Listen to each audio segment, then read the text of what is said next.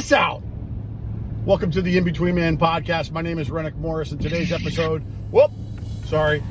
today's episode we're going to be talking about me, the who of the In-BetweenMan Podcast. Kind of a little bit of a background about who I am, why I want to put this podcast together, things of that nature. So let's just dive right into it and get silly. So, my name is Renick Morris, like I've mentioned to you before. I live in the Charlotte, North Carolina area. I was married at one time, now divorced to the same woman for roughly 20 years. I have 3 amazing boys, and I'm currently stuck in traffic from work traffic because I still am not a financial billionaire and probably never will be, and have no aspirations to be one. But, I'm kind of like I would consider myself a blue collar worker in a white collar world, meaning my job is to make phone calls all day and support sales executives who have more product knowledge and understanding of services and solutions that can be outsourced. And that's a mouthful. Prior to that, I was in the recruiting world for 25 years, but we are where we are. So I would consider myself just another, kind of like bozo on the bus kind of thing, doing the daily grind, doing what needs to be done in order to get through the day, providing for, my boys who are older now in more of an emotional help kind of way. But, look, I am not an expert in this area. I am a novice at best who has experienced a lot of challenges in my 54-year career, and enough that I think it warrants, and I know it warrants, a podcast to share my experience in a hopefully positive way. So this isn't about males and females relationships, although that will be a topic that we discuss about. I want to lay some groundwork on kind of how I came to wanting to put together a podcast that focuses on why men are struggling. And relationships is part of the tip of the spear, but I think there's another component that is more relevant that we will be discussing. And so to give you some perspective, I want to share with you that it was roughly 4 years ago that I made the decision to divorce my wife. And I came to that conclusion, which is not the norm. And I made the decision to do that. And it's been the single hardest thing that I've ever gone through in my entire life. And let me tell you, I've gone through a lot of challenging times. So I met this person through a mutual friend and was introduced to them and dated them for 3 years, and then we got married for roughly 17 years. And part of what I want to get across to all of you is part of the reason why I stayed so long in my marriage is because when I was 5 years old, I remember my mother grabbing me, sitting me down in the TV room that had black leather chairs in them. They were kind of like cheap plastic leather chairs, a plastic ottoman.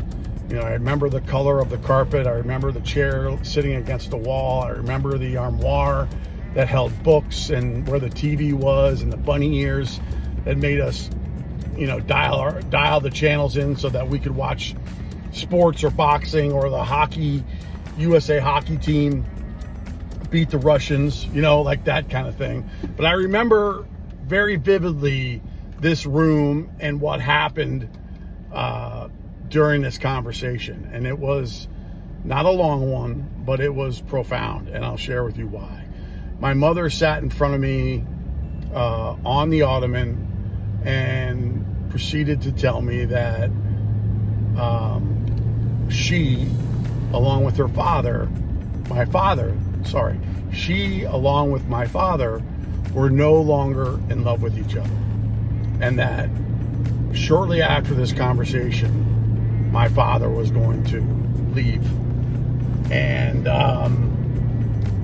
I remember as my mother is articulating this, that, she started to cry. Not hysterically cry, but just sort of weep in sadness. Because I think she knew that it was going to be a challenge. And all divorces are a challenge. And I remember looking at her vividly, and I remember looking at my dad vividly, and seeing him get sad and cry. And I remember saying this to myself at the ripe old age of 5 years old: oh my God, Renick, what did you do? I remember saying that to myself. How did you fuck this up? And then after that, I don't remember anything. I don't remember where I went. I don't remember if I went right to bed. I don't remember if my dad left. I just don't remember anything. I just remember how did you screw this thing up? And that was it. And part of the reason that I stayed so long in my marriage is because I grew up in a really it's really affluent town in Connecticut, Weston, Connecticut, and all of my friends were still married. So I was the one kid who struggled with a learning disability, who also struggled with ADD, and now I had a divorced family on top of all that. I just sort of stood out as really being different, not only from a home life perspective, but from a school perspective. I always felt like a dummy and never had the correct workbooks. I was always a grade below. In any event, we can get into more of those details later. The reason why I bring that up is because when I got married, I said to myself, I'm going to do everything in my power to make sure that I do not get divorced. That is not ever going to be an option that I will willingly consider and put my children through, because I just knew how hard it was, and I couldn't fathom doing that for selfish reasons. And so I'll never forget listening to a YouTube video of Pat Summerall inducting John Madden into the 1 zillion Hall of Fames that he got inducted into. And one of the things that he said was, he was really grateful that he got to do a job that he was really good at, and not too many people can say they can do that today. My hand's being raised as well. And the second one being is that he gave an example of a Herbert Spencer? I don't know if it's Herbert Spencer, but he used a quote that was really profound. And what he said was Vincent Van Peele. And the quote was, "What did you do with what you were given?" And that has always stuck with me. And I took that quote and said, because he had referenced the fact that we're all going to meet our maker one day, if you believe in that stuff. And he referenced St. Peter and said, St. Peter's going to ask you one question when you get up to the pearly gates before he lets you into heaven, which is, what did you do with what you were given? And I couldn't reconcile having to lie to St. Peter if I didn't exhaust every possibility I could prior to actually getting a divorce. And so I spent a significant portion of my marriage going to therapists and trying to do what I could for the benefit of my family and my children to live a partnership-filled marriage. And it finally came to the day when I had been complaining about working through the same dynamic that I had been working through with my ex-wife for a decade. Like, I couldn't understand why, with all this work, we're not getting better and we're still arguing about the same topic. And it left me dumbfounded. And my friend said to me, look, Renick, it just doesn't sound like you have a partner. And that was the straw that broke the camel's back. And I made the decision to do what I needed to do for me, which was to get out of that relationship. I couldn't be in it anymore and pretend that I was happy, because I wasn't. And the following last 4 years have been absolutely brutal.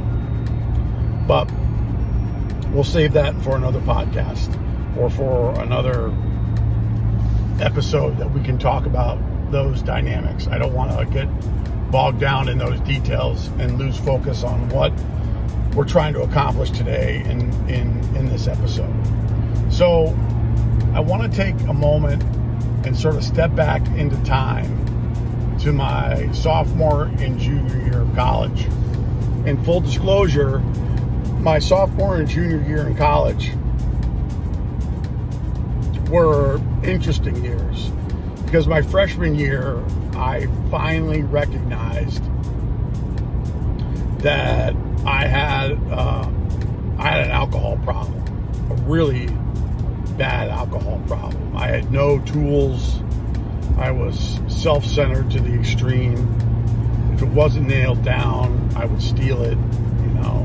If I I would lie about anything. And every time I got in any trouble, alcohol always played a part in my demise. And so I told myself for my sophomore and junior year in college that if I could stay sober in a fraternity house, that was enough proof for me that I wasn't an alcoholic. And I did it. And it was miserable, let me tell you. It was absolutely miserable. And my senior year, after I passed all my exams, I ended up, drinking again, because I had no defense against it, and things just got worse. My hangover was worse. Everything that I learned in alcohol use and abuse class came true, and all of the things that I swore I wouldn't do, I did them, right? And so from a mental standpoint, I was in the toilet. I was a dumpster fire. It was just bad all the way around. I lied to the people that were the closest to me. I just alienated everyone and isolated myself with my best friend, alcohol. And my sobriety date is May 23rd, 1994. And my last drink was the night before graduation, which was May 23rd, 1993. So what that should tell you is, at that point of being broken and as willing as the dying could be, I jumped into a 12-step program to seek help because I had nowhere else to go. But the catalyst of all of that came in another direction that I was never prepared for. Now, because my parents got divorced, I would see my dad maybe, once every 6 weeks. And he belonged to a real super conservative gun club in Chappaqua, New York, called the Campfire Club of America. And he was an outdoorsman, an avid outdoorsman. And whenever I went to go visit him, we were skeet shooting, we were trap shooting, we were pistol shooting, we were target shooting, we were doing shit outside. And it was absolutely wonderful. His passion for fly fishing, I've adopted. His passion for the outdoors and sporting clays, I've adopted. And I grew up getting really good at shooting skeet and trap. And it wasn't until I came to visit him from a job that I had in Miami that I remember just as profoundly as I remember the day my parents told me that they didn't love each other anymore and that they were going to get a divorce. This scenario. And I'm going to give you some details to help, I think, further accentuate how powerful it was for me. So, just like the room, I remember the car we were driving. I remember where we were in Greenwich, Connecticut. And if you're from that area, I believe that there's still a traffic light right in front of the Metro North Railroad bridge that automobiles drive under to get out of, the main street of Greenwich, Connecticut. And I remember the light was like forever. It just felt like it was forever. And as we were sitting at the light, my dad turned down the radio. I think we had some Neil Diamond on, maybe a little Love on the Rocks. You know what I mean? Ain't no surprise. And I remember he turned down the music, and as I was looking out the window to sort of, break up the monotony of the silence in the car that we had, he looked at me and he said, Renick, about 3 months ago, I started going to AA meetings with Tony, and I've really been enjoying them a lot. And they say right around 90 days, you experience or have this sensation of flying like on a pink cloud, where everything is just rosy and perfect. You've kind of detoxed from alcohol. You have a solution that you're enjoying, and things are just good. You feel like you have a sense of purpose. And he's like, I feel that way right now. And I looked at him and I was like, wow. And I had thought about going myself, but I never had the motivation, or I never jumped in with really both feet. And he continued to keep talking for a couple minutes. Like, he's like, I've enjoyed ice cream in a way that I've never enjoyed ice cream before, and hot fudge, But right as the light turned green, he stopped and looked at me and said, I just want you to know that I love you very, very much. And, growing up with a rather conservative father, blue blood, paper salesman, conservative guy, I had been listening throughout all my, adolescent years and even before then, for the I love you that I really, really felt, and I never really got there until that day. And as we started driving away, and as he continued to turn up the Neil Diamond, we both had tears streaming down our face.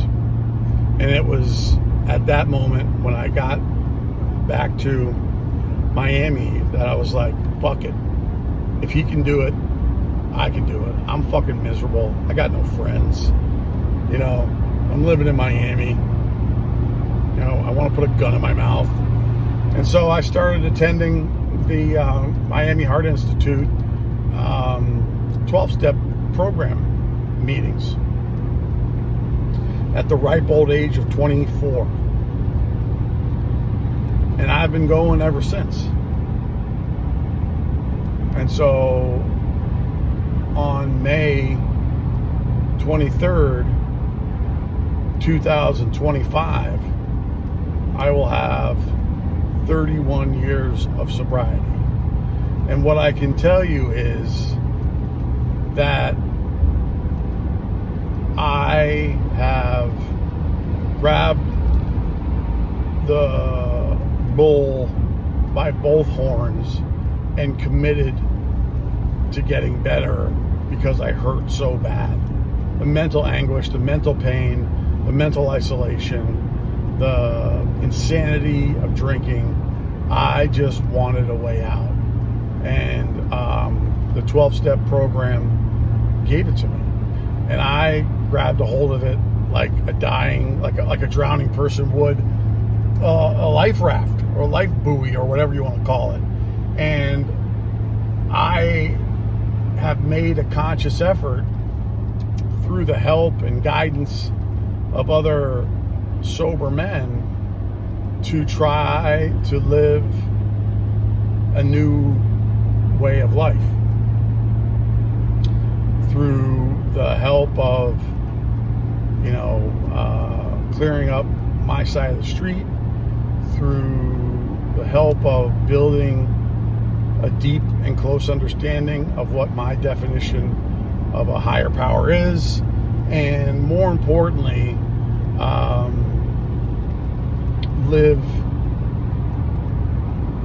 try to live in the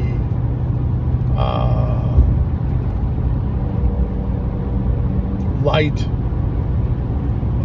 and grace of my higher power. And I think what that means is that for the first time in my entire life, about a year ago, I had this deep yearning to put together a podcast like this, where I can share with other men my experience. And if you can identify with it, I couldn't be happier. But it's not a requirement, you know what I mean? And I have been compelled through the challenges that I've gone through with my divorce to fully accept the data that men today are struggling.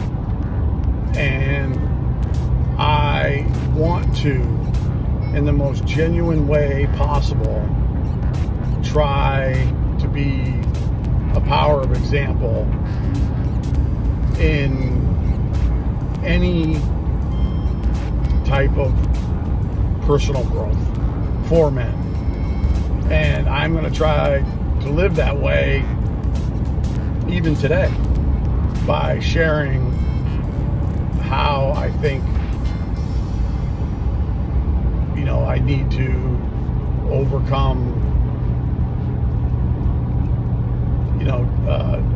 challenges. I'm kind of at a loss for words, to be candid with you. But I don't claim to be an expert. I don't claim to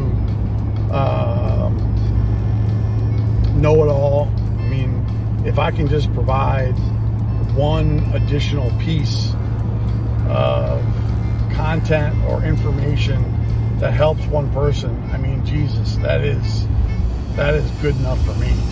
And in the course of doing that, if I'm afforded the opportunity to do that type of work without having to have a job, full disclosure, I'm going to want to take advantage of it.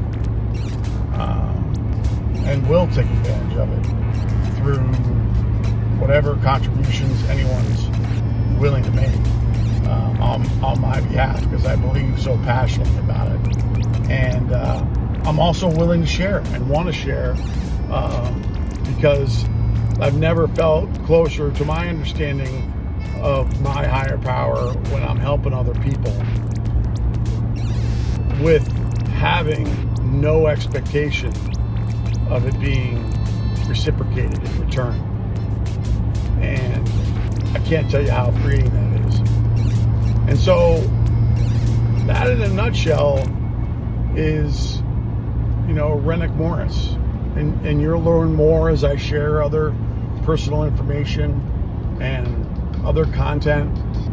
And as we go through this introductory phase of the who, what, where, and how of the In-Between podcast. Because if I can share this information with you now, and you can make the most educated decision for yourself on whether or not you want to be an active listener, all the better. All the better. And if I can help you do that, I want to. And in the meantime, I'll just continue to keep doing what I have been doing, which is getting in the car, going to work on a daily basis, and making these podcasts when I have an hour and 15 minutes of time in the car, because it's easier for me to do than when I'm at home, and all those things. So, I hope I have done you justice to consider listening again. And you know what's funny? And I'm going to do this on purpose, because part of me really wants to say, like and subscribe and leave a comment and all that stuff.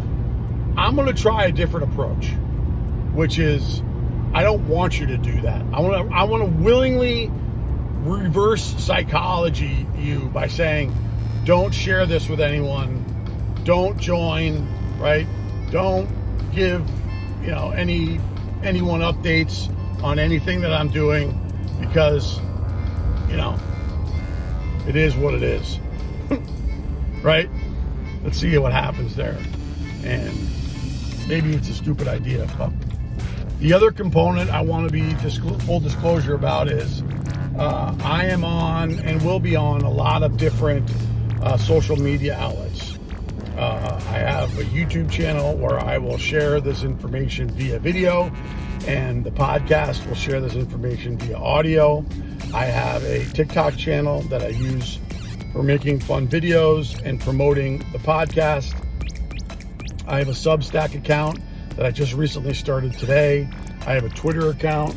You can follow me on there or not. And I am not on Facebook and Instagram. And the reason why is I just don't agree with their business practices. And that's it. So if we can do it without their help, even better. But I know I'm putting one hand behind my back because I'm not, all right, hold on, lady, because I'm not including them in my outreach. But fuck it. You know what I mean? Who needs them? That's it. That's all I'm going to share today. Stay tuned for next week's episode, where we're going to do a more of a deeper dive, kind of like this one, into the what we are going to be talking about, the content that we're going to be talking about, the data that we're going to be talking about, the private Discord channel. Well, that's on a different episode, but we can talk about that as well. But basically, what it is that we're going to talk about and on why men are struggling. Because I think we don't necessarily know why, but we know that we are. And